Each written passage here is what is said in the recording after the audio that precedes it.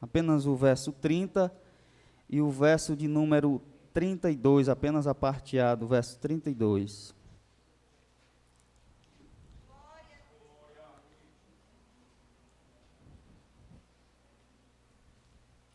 Primeira Reis 18,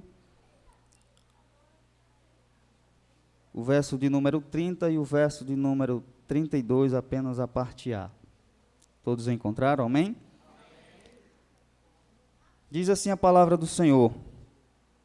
Então Elias disse a todo o povo: chegai-vos a mim. E todo o povo se chegou a ele. Então restaurou o altar do Senhor, que estava quebrado. O verso 32 diz assim: e com aquelas pedras edificou o altar em nome do Senhor. Amém? Glória a Deus. Meus irmãos,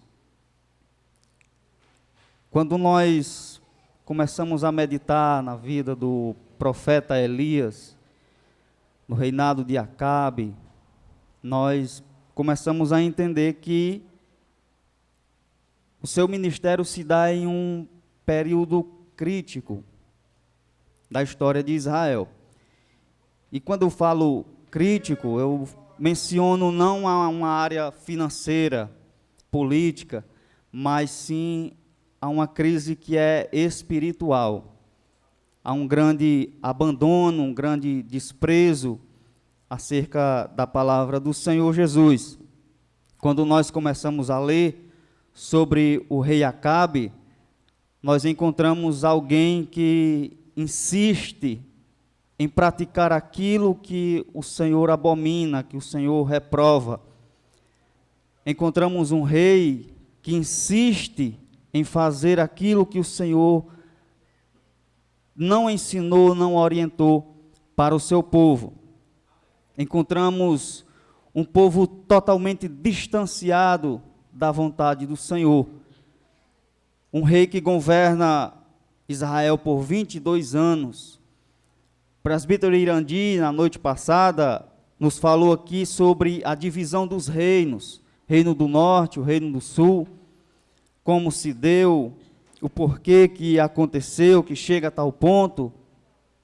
E Acabe está reinando no Reino do Norte. Há uma sequência de reis que seguem ao mesmo intuito de Jeroboão, que é o primeiro rei do Reino do Norte, que faz com que o povo adore bezerros de ouro, traz a idolatria para o meio do povo, e aquilo gera uma influência e é passado para outros que seguem o mesmo caminho. Quando nós chegamos em Acabe, a Bíblia vai dizer que ele faz muito pior do que aqueles que foram antes dele. Entendemos que Acabe tem uma grande influência, uma grande capacidade, pena, que é mal empregada. Ele usa para algo que não glorifica a Deus. Segue um caminho muito pior do que os seus antepassados, reis, que, por sinal, andaram também distante do Senhor, que andaram no caminho de idolatria e praticar coisas que o Senhor não aprova. A sua influência, o seu alcance é tão gigantesco que a Bíblia vai falar acerca do profeta Miqueias, que é um profeta no Reino do Sul, e ele está denunciando práticas, porque o povo estava seguindo o mesmo caminho de Acabe e de Omri, seu pai. Sabe o que é interessante nisso tudo? É que Miqueias não é contemporâneo de Acabe. Ele tem o seu ministério cerca de 120 anos mais tarde. E é um profeta do Reino do Sul. Mas a influência, o alcance das práticas ruins de Acabe gera um alcance tão gigantesco que o reinado dele encerra 22 anos de reinado, mas as suas más influências está implantada no coração do povo. Ele edifica altares a Baal, constrói templos a Baal, casa-se com Jezabel, demonstrando uma aliança com o povo que não queria nada com Deus. Era esse o rei Acabe, eram essas os seus posicionamentos, era isso que a forma como ele defendia os seus posicionamentos, idolatria, insistir em fazer aquilo que o Senhor reprova. Uma leitura cuidadosa, meus irmãos, e nós vamos entender que Acabe fazia intencionalmente para provocar a Deus. Era esse o rei Acabe. Mas, diante desta situação, surge o profeta Elias, que também tem o seu posicionamento, e é completamente oposto ao posicionamento de Acabe. É interessante isso, meus irmãos, porque Elias ele não se deixa influenciar pela grande capacidade do rei. Mesmo sendo um homem de autoridade, Elias não se vende, Elias não se corrompe. Não era algo fácil, mas ele estava decidido. E de repente, para manifestar o seu posicionamento, e particularmente eu creio que antes disso, Elias estava orando ao Senhor. E daqui a pouco eu digo o porquê. Eu creio que antes de Elias se apresentar a Acabe, a primeira vez, ele estava em oração. Passados-se alguns dias de oração, um período de oração, lá Elias se apresenta a Acabe para dizer: não vai chover, não haverá orvalho nem chuva, segundo a minha palavra. Ele se posiciona. A Bíblia não diz aqui, nessa história, o período, o tempo em que se passou sem chuva. Mas lá Jesus vai dizer também, o apóstolo Tiago escreve na sua carta, dizendo que por 3 anos e meio não houve chuva. E aí o apóstolo Tiago, ele dá esse detalhe, dizendo que Elias orou e não choveu, e não houve chuva. Por isso eu creio que antes que Elias se apresentasse a Acabe, ele estava em oração. Louvado seja o nome do Senhor Jesus. Queridos, talvez o momento em que mais se destaca no capítulo de número 18, seja o momento em que Elias conserta o altar, começa a orar ao Senhor, começa a apresentar os seus pedidos, as suas intenções ao Senhor, e o Senhor responde com fogo, consumindo o holocausto que estava sobre o altar. Louvado seja o nome do Senhor Jesus. Talvez seja o momento de maior destaque, a parte que mais mexe com a gente, mas fala a verdade, aquele culto que o Senhor manifesta a tua presença de forma extraordinária, realmente marca o nosso coração, realmente mexe com a gente. Louvado seja o nome do Senhor. No entanto, meus irmãos, o que acontece a partir do verso de número 36 é resultado. O que acontece a partir do verso de número 36 são consequências. De que, irmão Isaílson? De um altar completamente organizado.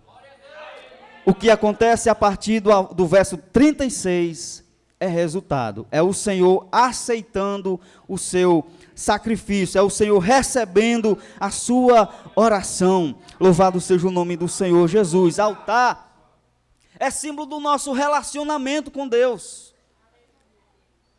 Altar é símbolo do nosso encontro, de um momento de culto com Deus. Se nós olharmos na Bíblia Sagrada, os homens de Deus edificavam altar, e isso representava, queria dizer que ele caminhava com Deus, que ele levava, permitia que o Senhor estivesse com ele aonde quer que ele fosse. Abraão edifica altares. De repente ele se muda de lugar e edifica altares novamente. Se mudou de lugar mais uma vez e ele edifica altar mais uma vez. Ele estava dizendo: eu quero, Senhor Deus, a tua presença, aonde quer que eu vá, aonde quer que eu esteja, eu quero a tua presença comigo. Louvado seja o nome do Senhor Jesus. Isaac edifica altar. Jacó é um pouquinho mais resistente, tem um coração mais endurecido, mais desviado.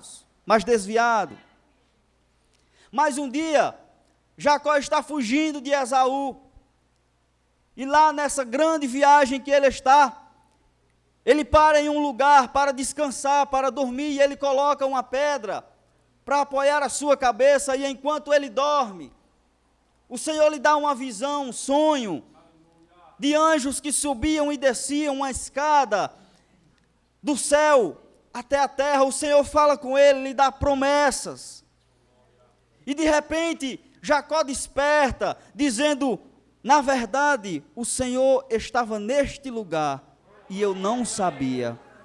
Quão terrível é este lugar! Este não é outro lugar senão a casa de Deus e as portas dos céus. Louvado seja o nome do Senhor Jesus. Deus se apresenta a ele, mas ele apenas coloca uma pedra, como o texto diz, e coloca azeite sobre ela, e segue a sua viagem. Passa-se algum tempo, ele retorna com toda a sua família, se encontra com Esaú, está vivendo um período, quem sabe, de negligência, de conforto, e daqui a pouco, lá em Gênesis capítulo 35, o Senhor aparece para ele mais uma vez.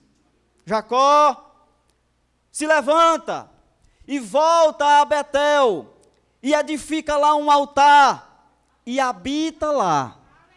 Mais do que momento, ele está dizendo: habita lá, fica lá, edifica um altar, e não sai da presença do Senhor. Louvado seja o nome do Senhor Jesus. Edifica um altar. No entanto, meus irmãos, no capítulo de número 18, nós encontramos algumas fragilidades que precisam ser reparadas. É por isso que Elias está reparando o altar. E mais do que isso, por isso eu convidei a igreja para ler o verso de número 32. Eu tento imaginar Elias tentando reparar o altar, mas ele diz: não presta mais. E ele colhe as pedras, as 12 pedras, e edifica, no verso 32, novamente o altar. Eu vejo desta forma. Ele colhe as 12 pedras e edifica novamente o altar. Sabe por quê? Elias se encontra com Acabe a primeira vez, passam-se 3 anos e meio. Até Elias sofre as consequências das suas palavras. Não haverá chuva, não houve chuva para Elias também.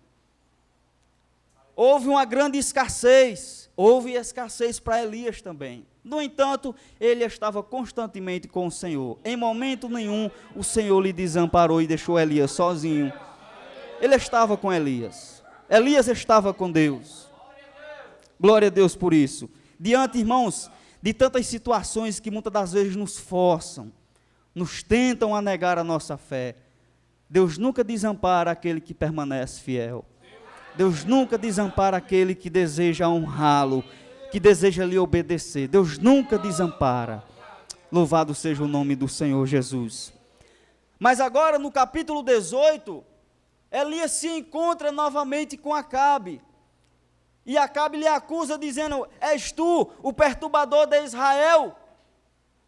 E ele diz: não, eu não tenho perturbado a Israel, mas tu e a casa de teu pai. Por quê?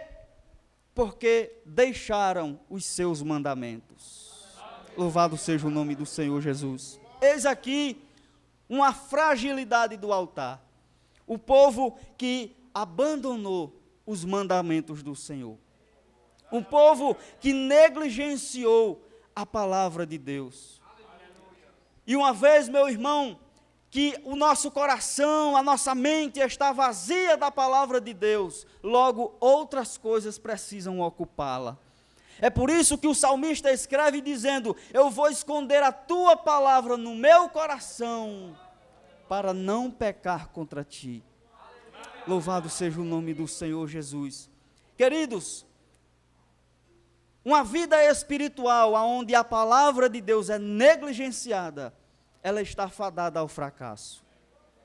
Uma vida espiritual onde a palavra de Deus é negligenciada, ela é fadada ao fracasso, à mornidão espiritual. Louvado seja o nome do Senhor Jesus, porque a palavra de Deus precisa nos dominar em todas as áreas. Nós precisamos da palavra para todas as coisas, irmãos. Juventude, a palavra do Senhor precisa estar constantemente em nossos corações. Para tudo, até para a nossa adoração, para o nosso louvor.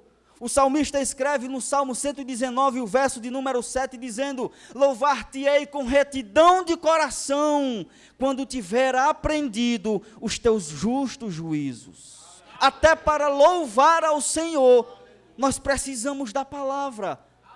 Até para apresentarmos o nosso louvor ao Senhor, nós precisamos da palavra de Deus. Para nossa adoração, para nossa oração, nós precisamos da palavra de Deus.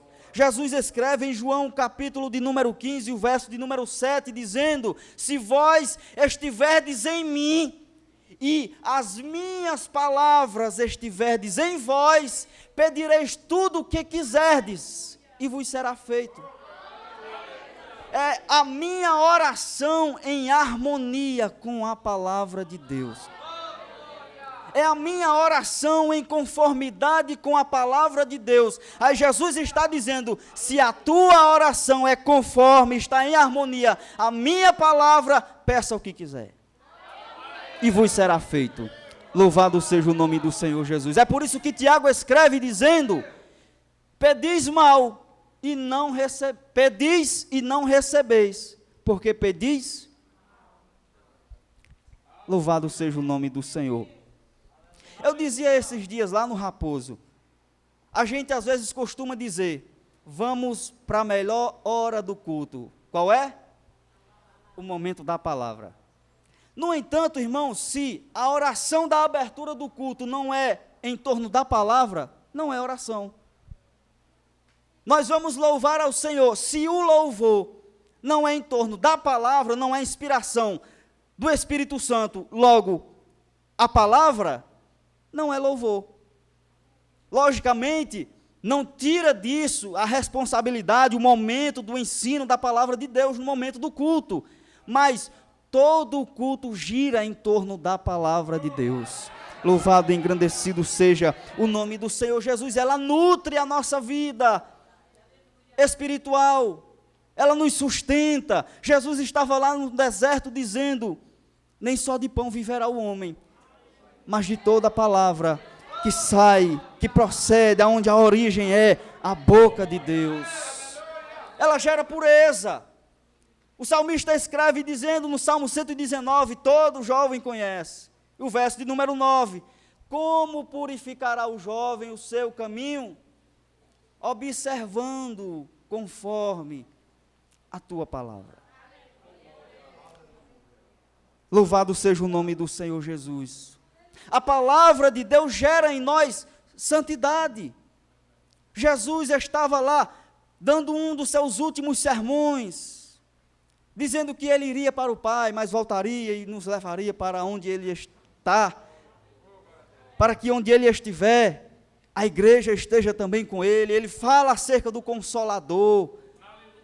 Ele orienta os discípulos acerca de perseguições que iriam enfrentar. No entanto, ele deixa uma mensagem de ânimo, dizendo: tende bom ânimo, eu venci o mundo. No capítulo 17, aí Jesus começa a orar por eles. Jesus, eu te peço, Senhor, eu te peço para que os livre do mal. Jesus ora por aqueles que haviam de crer. Quem sabe naquele dia Jesus contemplava este culto, via mim e você, e orava por nós. Aí mais à frente, no verso 17, Jesus diz: Pai, santifica-os na verdade, a tua palavra é a verdade. Louvado seja o nome do Senhor Jesus. A tua palavra é a verdade. No capítulo 6 de João, tem algo interessante. Jesus multiplica os pães, os peixes, alimenta uma multidão. O povo aplaude a Jesus. Este era o rei que nós estávamos precisando. Estavam com fome, saciaram a sua fome, comeram pão. Daqui a pouco Jesus começa a prová-lo, quem sabe passando uma peneira mais fina, testando realmente o interesse do povo. A mensagem de Jesus é um pouco dura, é um pouco forte, e o povo começa a ir embora. Lembra de Pedro, aquele camarada impulsivo? Corre para Jesus e diz: mestre, quem sabe muda a pregação. Eu conjecturo, o povo está indo embora. Imagina se fosse eu pregando e o povo começasse a ir embora. Irmão, eu ia ficar preocupado. Eu ia ficar desanimado. Eu ia ficar triste. Rapaz, o povo não quer me ouvir. Mas Jesus, naquela situação, a Bíblia diz que até os discípulos deixaram de andar com Cristo. Pedro se preocupa, vendo a igreja se esvaziando, corre para Jesus: mestre, o povo está indo embora. Imagina a resposta de Jesus para Pedro: tu quer ir também, Pedro? A porta da frente é a serventia da casa. Imagina se fosse eu ou você recebendo esta palavra de Jesus. Claro, eu estou usando aqui alguns pensamentos meus. Tu quer ir também, Pedro? Vai. Mas Pedro se volta para Jesus. Ele já tinha uma experiência, ele já caminhava com Cristo há algum tempo, e eu imagino ele se voltando para Cristo com um coração trêmulo e dizendo: mestre, para quem iremos nós? Só tu tens as palavras de vida eterna, somente tu tens as palavras de vida eterna. Tu e a casa de teu pai, que abandonaram, que desprezaram, que rejeitaram os mandamentos do Senhor. Até para preparar o altar, quando Elias começa a orar, ele diz: pai, mostra a eles que é conforme a tua palavra. É conforme a palavra de Deus. É impossível, irmãos, nós olharmos para um altar e não lembrarmos de obediência, de temor, de desejo pela palavra de Deus. Louvado e engrandecido seja o nome do Senhor Jesus. No verso de número 21, agora Elias lança uma pergunta que divide os pensamentos. Ele olha para o povo e diz: até quando cocheareis entre dois pensamentos? Até quando estarão divididos? Se o Senhor é Deus, servi-o.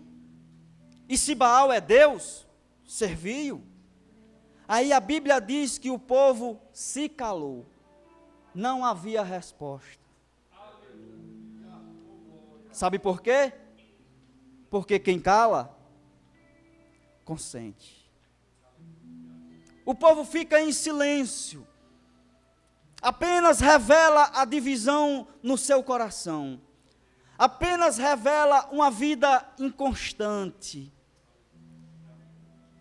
Corações divididos. Aí Jesus fala em Mateus 22 e o verso de número 37. Amarás o Senhor teu Deus de todo o teu coração, de toda a tua alma, de todo o teu pensamento. O que governa a nossa mente, o que orienta a nossa mente. Existem coisas que precisam ser deixadas de lado. Sabe por quê, irmãos? Mais do que prioridade, Deus exige de nós exclusividade. Mais do que prioridade, Deus exige de nós exclusividade. Pode até ser que Baal aceite o povo dividir ele com Deus, mas o Senhor não aceita dividir com mais ninguém. Ou nós somos dele, ou nós pertencemos a ele, ou nós somos propriedade exclusiva dele, ou não somos. Não dá para ser pela metade. Não dá para ficar em cima do muro. Queremos ver o fogo descer sobre o altar. Mas é necessário reparar. É necessário atentar para esses detalhes. Desejar a presença do Senhor Jesus. Existem amizades que precisam ser deixadas de lado.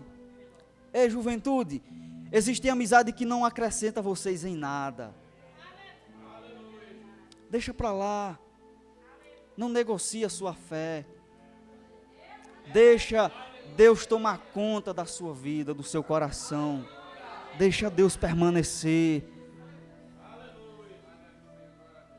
Meus amados irmãos, ontem, enquanto o presbítero Irandi chamava a juventude aqui para frente, Deus me mostrou algo tão extraordinário. E deixa eu te falar, eu tenho convicção daquilo que o Senhor me mostra. Eu tenho convicção. Não é constante, não é com muita frequência, mas quando Ele me mostra, eu tenho convicção de que o Senhor me mostrou. E enquanto a juventude estava aqui adorando ao Senhor e nós, os obreiros, estavam com as mãos estendidas, eu vi o Senhor levantando um grande exército, soldados armados para a guerra. O Senhor me mostrava alguns que haviam deixado as suas armas de lado, mas naquele momento estavam pegando de volta, estavam se engajando junto a um exército. E eu creio que nesta noite, durante este congresso, o Senhor está colhendo corações exclusivamente seus.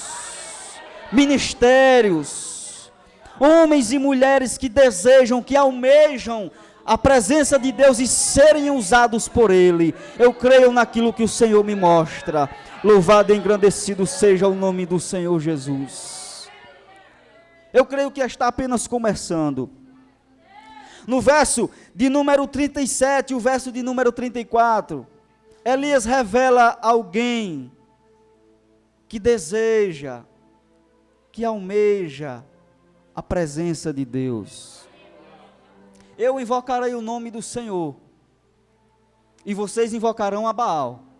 Eu vou invocar o nome do Senhor. O meu negócio é com Deus.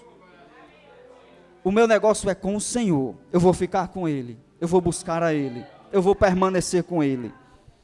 Lá no verso de número 37, ele está dizendo: Senhor, responde. Senhor, responde. Senhor, age. Senhor, opera conforme a tua vontade. Mostra que o Senhor é Deus. No entanto, essas brechas precisam ser reparadas diariamente, constantemente. Estarmos atentos a esses detalhes. Almeje a presença do Senhor Jesus.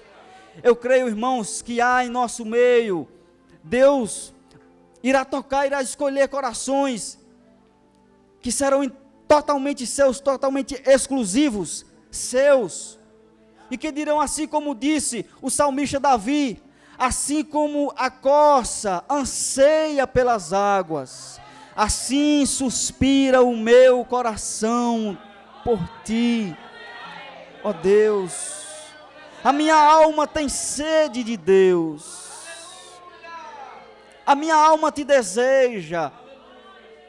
Em uma terra seca, onde não há água, a minha alma te deseja. A minha alma está apegada a ti, está unida a ti. Louvado e engrandecido seja o nome do Senhor Jesus. Deixa Deus fazer e deixa Deus operar conforme a sua vontade. Eu queria convidar a igreja para nós ficarmos de pé. Eu queria louvar ao Senhor juntamente com toda a igreja, com toda a juventude.